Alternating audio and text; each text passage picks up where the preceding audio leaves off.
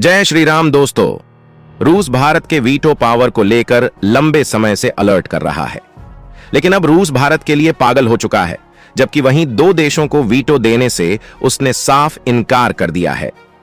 रूस के नए ऐलान ने 5 देशों में जबरदस्त खलबली मचा दी है।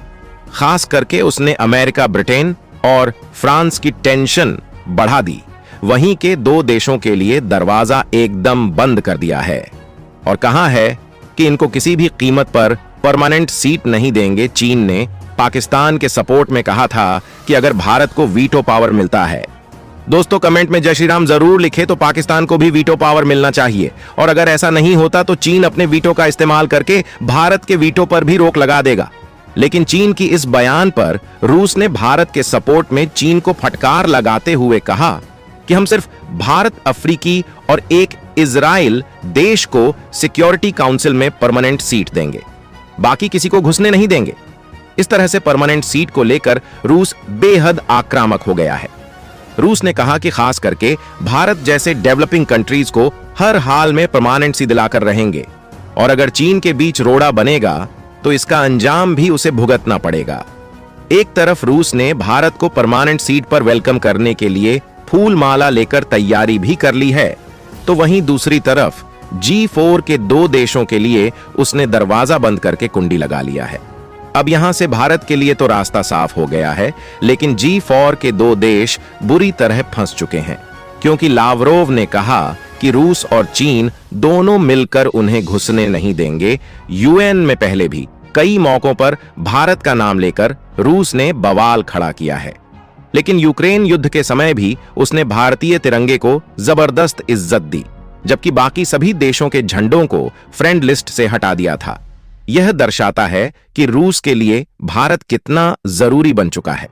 इससे पहले भी उसने सिक्योरिटी काउंसिल में 6 बार अपने वीटो पावर का इस्तेमाल करके भी भारत को संपूर्ण सुरक्षा दी है, लेकिन इस बार रूस ने अपना भोकाल रूप भी दिखाया है, जिसके कारण पश्चिमी देश, नाटो और यूरोपियन यूनियन के कई देश बुरी तरह डर गए।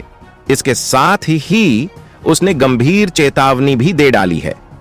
दोस्तों, यह वीडियो काफी ज्यादा इंटरेस्टिंग होने वाला है, इसलिए वीडियो के अंत तक जरूर बने रहे, और भारत के इतनी बड़ी उपलब्धि के लिए एक लाइक तो बनता ही है, और इस चैनल को सब्सक्राइब जरूर कर लें। आपके लिए यह बस 1 सेकंड का काम है, लेकिन इससे हमारी बड़ी मदद होती है। और दोस्तों कमेंट में जय श्री राम जरूर लिखे।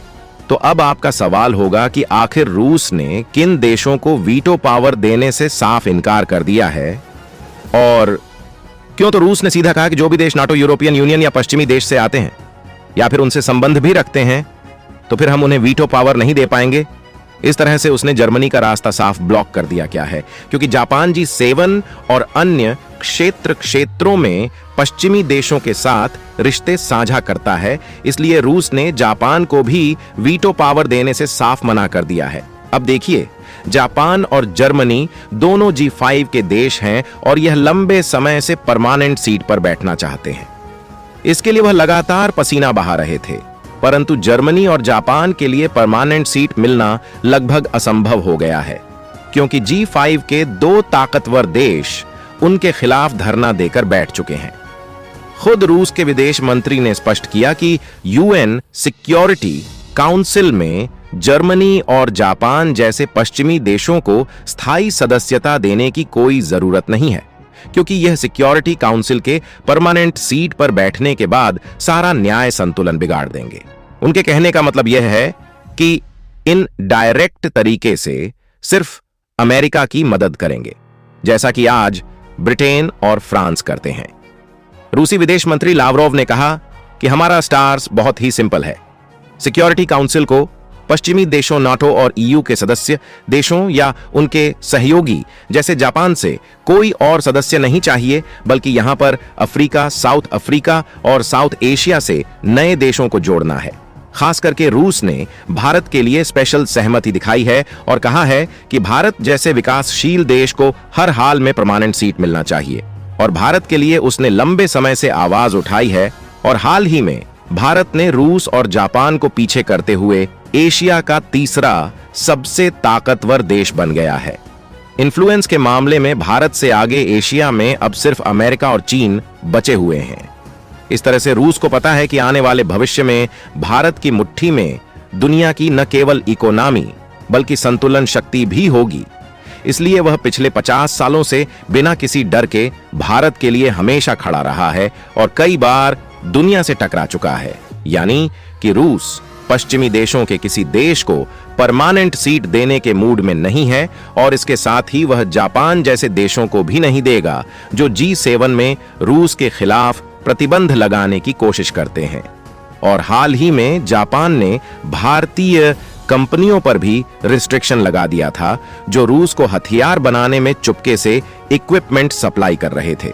रूस के विदेश मंत्री ने आगे कहा कि अगर जर्मनी और जापान जैसे देश यूनाइटेड नेशन सिक्योरिटी काउंसिल में परमानेंट सीट पर शामिल होते हैं तो इससे न्याय की स्थिति और भी खराब होगी। उदाहरण के लिए आप बांग्लादेश और गाजा में देख सकते हैं।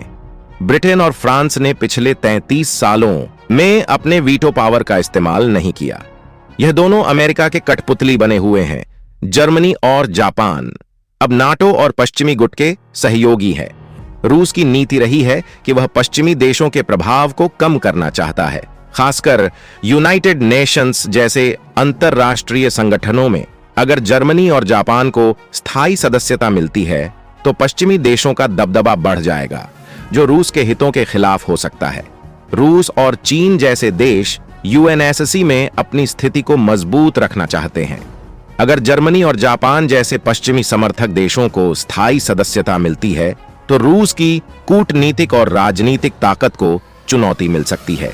इसलिए रूस का मानना है कि जर्मनी और जापान जैसे देशों को स्थायी सदस्यता देने से पश्चिमी संगठन का अधिकार बढ़ जाएगा और न्यायिक संतुलन बिगड़ सकता है। जर्मनी और जापान को ऐतिहासिक रूप से हिंसक देश के तौर पर क्यों देखा जाता है? अगर जर्मनी की बात करें तो जर्मनी को हिटलर के नेतृत्व में नाजी पार्टी के कारण द्वितीय विश्व युद्ध का प्रमुख आक्रांता माना जाता है। हिटलर की विस्तारवादी नीतियों और यहूदी समुदाय के खिलाफ नरसंहार ने दुनिया को हिलाकर रख दिया था। जर्मनी ने कई देशों पर हमला कर यूरोप में अपना कब्जा बढ़ाने की कोशिश की, जिसकी वजह से लाखों लोग मारे गए और फिर अंत में वर्ल्ड वॉर शुरू हो गया। इस ऐतिहासिक संदर्भ के कारण जर्मनी को एक हिंसक और आक्रामक देश के रूप में देखा जाता है। वहीं अगर जापान की बात करें तो जापान भी द्वितीय विश्व युद्ध के दौरान अपनी आक्रामक नीतियों के लिए अपमानजनक रहा है। उसने एशिया के कई देशों पर आक्रमण किया, जैसे चीन, फिलीपींस और कोरिया। चीन को तो जापान ने मार मारकर बदहाल कर दिया था। जापान की सेना द्वारा मारे गए लाखों लोगों, खासकर नाम किंग नरसंहार और अन्य युद्ध अपराधों के कारण उसे भी हिंसक देश माना गया। जापान ने अमेरिका पर पर्ल हार्बर हमला किया जो विश्व युद्ध में अमेरिका की एंट्री का कारण बना। हालांकि आज की डेट में जापान और जर्मनी बेहद शांतिप्रिय देश है, लेकिन पिछले कुछ समय में जापान और जर्मनी ने अपने डिफेंस बजट को बढ़ा दिया है, जो यह दर्शाता है कि दुनिया फिर से एक बार बारूद के ढेर पर बैठ रही है। रूस के विदेश मंत्री ने कुछ बातें और भी कहीं। उनके अनुसार कुछ देश यूनाइटेड नेशंस सिक्योरिटी काउंसिल में सुधार की प्रक्रिया को जल्द पूरा करना चाहते हैं, लेकिन लावरोव ने कहा कि मॉस्को और बीजिंग इस प्रक्रिया को खतरनाक खेल में बदलने नहीं देंगे। उन्होंने यह भी बताया कि कुछ देश इस मुद्दे को जल्द से जल्द यूनाइटेड नेशंस के जनरल असेंबली में वोटिंग के लिए लाना चाहते हैं, लेकिन रूस और चीन चाहते हैं कि इसे आम सहमति से हल किया जाए, जिससे यूएन के भीतर विभाजन न हो। लावरोव का मानना है कि बिना सोचे समझे जल्दबाजी में सुधार लाना खतरनाक हो सकता है और सभी देशों के विचार का सम्मान होना चाहिए।